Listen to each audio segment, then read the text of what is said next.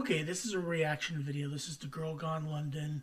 5 transportation differences in the UK I didn't expect as an American. Well, look, the only thing that surprised me about the transportation in London when I was there last year was that you guys drive on the wrong side of the road.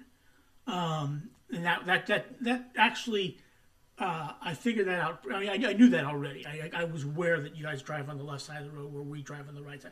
I get all that.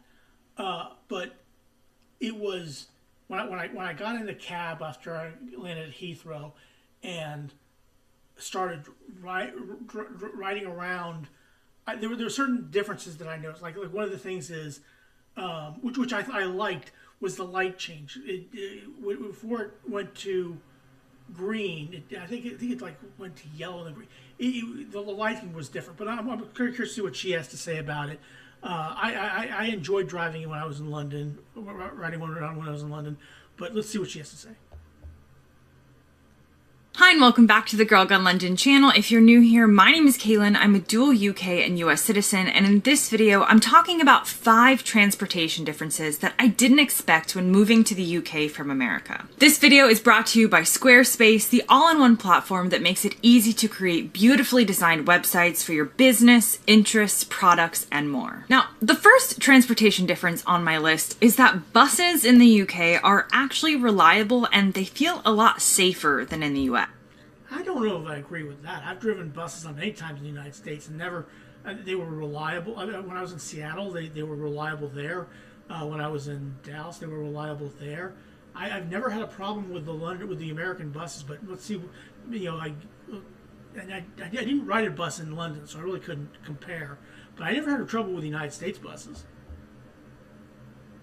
Buses in the US tend to be either non-existent, or they don't run as often, or they run to really random places, or they're only within a really specific area of a city and not in more rural areas. America has a car. Well, that is true. I mean, you don't need, because rural areas you have your own car, and a lot of people own their own car in the United States, which may be a difference. But I didn't have trouble in Seattle, like I said, the places like Dallas, I didn't have trouble there.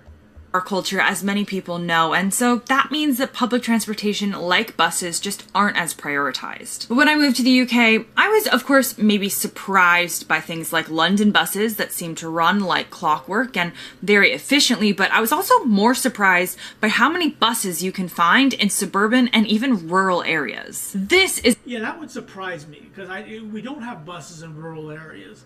Now, the only bus that I took I took the tour. I went to Windsor Castle, Stonehenge, which was amazing, and Bath, and I took a bus there, but that wasn't like a public transportation bus. That was a coach, a private coach for the tour. Is a game changer when it comes to transportation, because it means people who don't live in a city but live somewhere else still might be able to function without using a car. Or they might have a car, but they might not want to use the car or deal with parking, and so they can get the bus from their local neighborhood, or maybe walking a short distance away to hop on the bus into town. Again, living in the suburbs of America, bus stops around me were very uncommon. Whereas here in the UK, though I still do kind of live in the suburbs these days, there are bus stops all around. And look, I'm in Columbus, Ohio, and I live in the suburbs, and there are bus stops here which aren't too far from where I live, and they are pretty well on time and everything like that. I don't have a lot of trouble with them. But again, like I said, I'm not from where she is, so I really couldn't speak to that. yes, there are places in the UK that are not well connected by bus routes the more rural you get, but you'd be surprised how many rural connections you can make using buses. Now, the next transportation difference on my list is that people talk quieter on public transportation in the UK than in... Yeah, I hear Americans are loud, okay, when they talk. Now when I was in Germany in 2006 World Cup, there was a lady. I think we were coming back from, was it Gelsenkirchen or from Berlin, and she was a Brit, and she was loud. She was very loud. You could hear her from three or four seats away. I mean, like like one compartment away. You could hear her very clearly what she was saying, and she was talking about the English national team and everything like that. But that was a rarity, I think. But Americans are generally considered pretty loud. But when I took the tube to head to the Emirates Stadium to watch Arsenal play Chelsea, nobody spoke. It was almost quiet. It was very, very quiet. In America, even on American public transportation, when you are taking it, and it does exist, it's loud, it's hectic, it's chaotic. People are somehow screaming. I'm not sure if they think they're screaming, or sometimes people are screaming on purpose. Again, that's something I didn't. I heard people murmur, but not speak loud. I haven't heard that from Americans. But again, like I said, I don't come from where she comes from. But sometimes they're talking so loudly that they sound like they're screaming. And when you get on public transportation in the UK, you'll often experience silence or relative silence, or people talking at regular volumes. You can definitely tell when the And people talk, Americans talk at regular volumes. I don't know what she's talking about. People shouting and screaming on public transportation. I have never heard that. But again, like I said, I'm not from where she is. And I've taken the subway in New York City before. I've taken the subway or the metro in D.C. I've taken a lot of public transportation. I don't hear Americans screaming like she says they do. But again, that's me. Americans, including myself, sometimes get on the tube in London because you can hear their voices from 3 carriages away. But definitely in London, it was when I took the tube in London heading to the Emirates Stadium, it was very, very quiet. You could hear a pin drop. When I took public transportation in Dallas, Texas, which let me tell you is an experience because Dallas is definitely not a public transportation city, it was just seemingly full on chaos. So yeah, Americans don't really like to use our inside voice. Again, like I said, I was in Dallas. I did not think it was chaos. Okay, I gotta get. Like I said, it's just me. This is on public transportation or in public spaces. We just talk at louder volumes, and so I was surprised when I moved to the UK But I do know that Americans are generally hear Americans from Europeans that Americans are loud. That Americans are definitely loud. I thought I was talking quietly. I was actually talking loudly, and I really had to keep toning it down or just shut up completely because everyone else seems to be enjoying the quiet and not having conversations or loud conversations with others. Now, the next transportation difference on my list has to do with driving because speed limits in the UK. Now, in America, most people drive. That's how we get around. We don't use a lot of public transportation, to be fair. Now, again, I don't understand what she's talking about. Now, I do know Americans are loud, but I don't know that they scream. I didn't know it was chaos in Dallas. I certainly didn't think that way.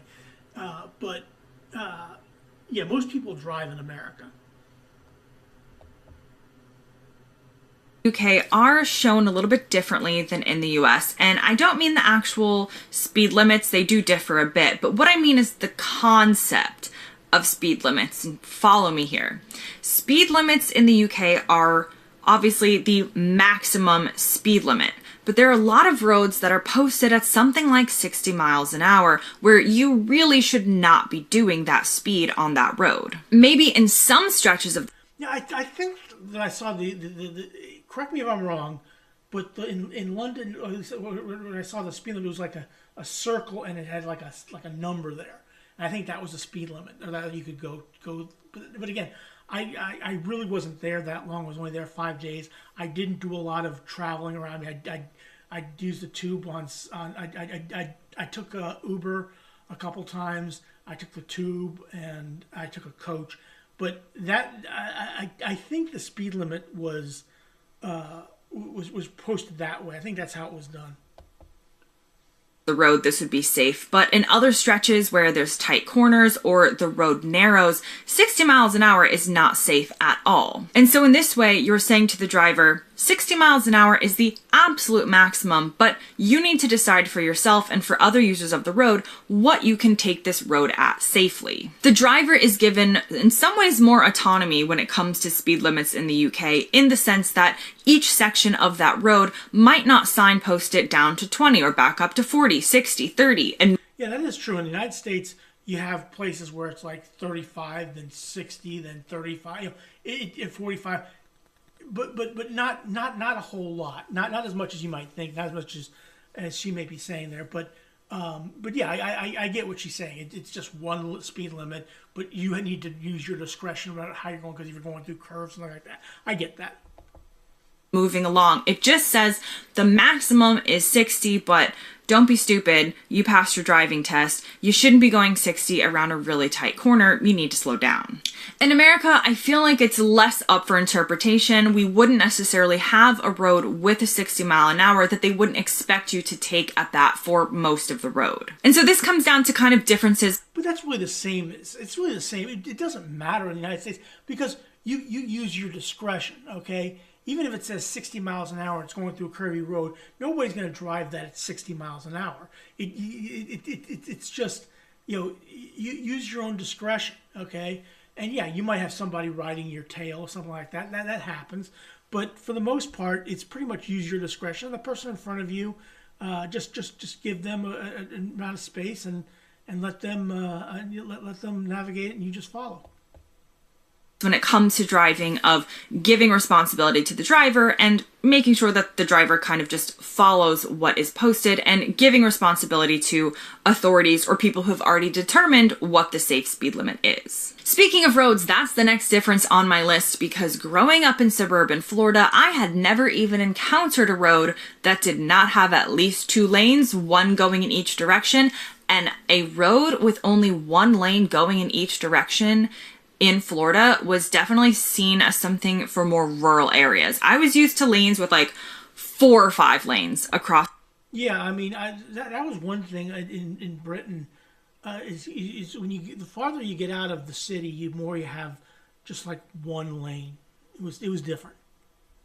The road, but in the UK, a lot of country roads aren't wide enough to have 2 lanes. A lot of country roads are basically 1 lane, if that, and you essentially have to make sure that you're looking out for traffic, because someone's gonna have to stop, someone's gonna have to pull over. I didn't have a lot of that, but I did see some of that on the way after Bath, coming back from Bath in a coach. I mean, it was a little bit different to get used to, but yeah, I understand exactly what she's talking about. I did see that very briefly, not a lot, but very briefly when I was there.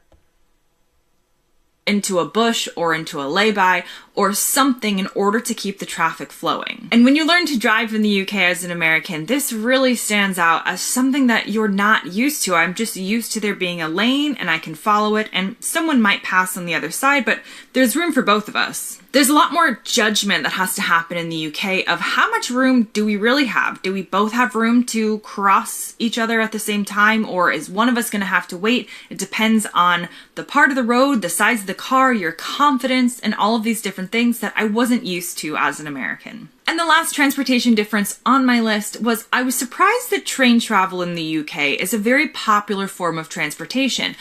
I was not surprised. I noticed that in Germany that was very popular, and I wasn't surprised to find it in London as well.